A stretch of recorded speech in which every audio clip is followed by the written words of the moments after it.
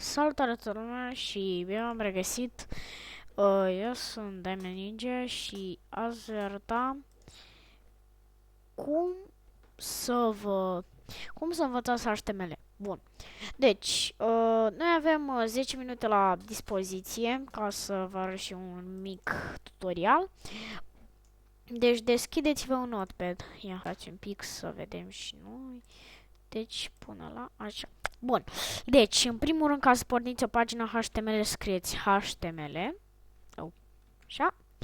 Bun. Acum scriem head, adică partea asta de sus, cum ar fi. Dar stați. Mai întâi îi dăm save as. Îi dați nume, dar să vă arăt eu cum. Spre exemplu, HTML. Deci asta este obligatoriu. .html, chestia asta de aici. .html. În rest poți să scrieți orice vreți. Bun, îi dăm save. O să apară ca un fel de ăsta website, browser, ceva. Ok, hai să-l deschidem. Așteptăm puțin. Bă, și asta este site-ul nostru. Dacă acum este alb, noi vrem să scriem ceva pe el. Bun, haideți să vă arăt unde va fi titlul nostru. Aici va fi head, title, exemplu, stai, exemplu, pagină web. Dăm așa un slash. Oh, așa. Title. Așa. Bun, și acum îi dăm head slash head. Adică slash head. Cum ar fi? Da, deci orice tag fără slash înseamnă că începe și ăla cu slash înseamnă că se închide. Bun, îi dăm save. Îi dăm refresh. Vedeți? Exemplu, pagină web. Bun. Noi mai întâi vrem să scriem titlul care o să apară aici. Scriem center și ăla este paragraful. Bun? Și scriem. Stați să mă gândesc. Exemplu, pagină web. Dăm așa. Stați, dar ce am eu cu slash-ul ăsta? Așa. Bun, noi dacă vrem să fie... stați să mă gândesc. Noi dacă vrem să fie de altă culoare, scriem... nu de culoare. Cu chestiile alea cu culoare, am să vi le arăt data viitoare.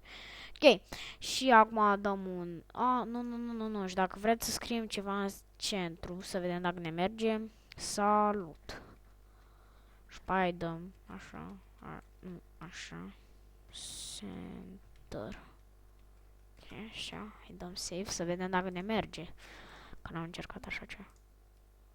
Da, exemplu, pagină web. Nu, asta trebuie să ștergem. Așa, dăm save. Ok, exemplu, pagină web, dacă dăm așa... Mai nu știu de ce mi-apare așa.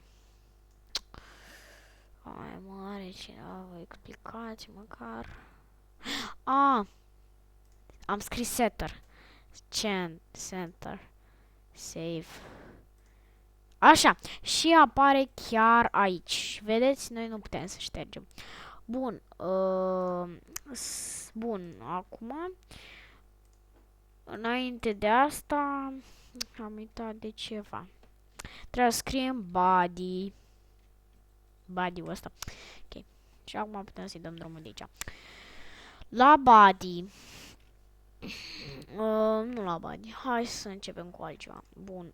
Spre exemplu, vrem o imagine. Scriem img. Așa. S R, C, două puncte și ne... Nu, mă. Ce ai făcut, mă? R, C, două... Era egal, parcă egal, da? Și dăm... Că dacă o să fie mare, să nu avem probleme. Ok, și acum hai să căutăm o pagină. Spre exemplu, vreți să dați, să puneți o imagine. Căutăm pagină web. Că totuși dacă tot zicem de pagină web, hai să facem și noi bună. Dați pe imagini. Așa. Și căutăm una. Stați. HTTP. Uite, asta mi-ar place. Stai, stați. Asta e frumoasă. Asta mi-și place. Bun, așa. Copiem image. Copy image location. Nu, image location. Nu asta. Copy link location. Ok. Și acum așa.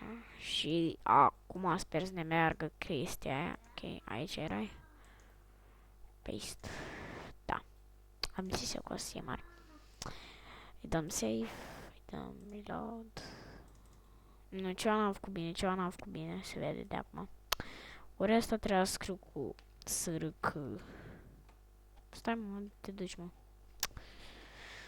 Alei. SRC. Dacă nu merge cu SRC. Ok. Na. Nu, este o problemă. Ceva nu e bine. Lăsați-mă un pic doar. Asta nu. Asta nu. Ok. Hai să ne mai uităm din nou în imagini. Nu cred că am copiat ceva bine. Image. Da, luăm și noi imagine oarecare. Imagini, mă. Ok, și alegem de aici. Oh, imagini HD. Da.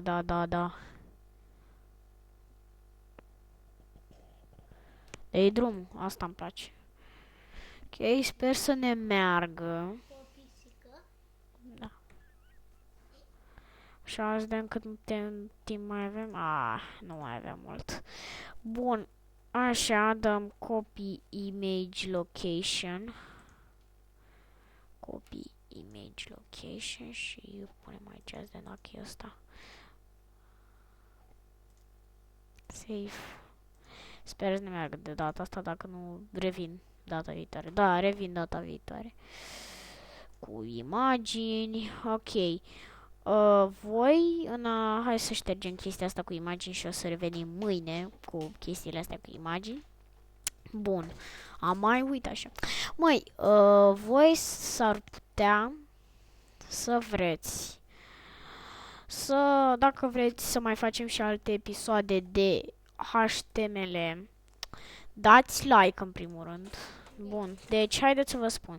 Spre exemplu, dacă vrem să scriem ceva. Salut! Aceasta este o pagină web care este făcută de Diamond Ninja. Ok. Tuc. Așa. Așteptăm un pic. Hai să-i dăm repede.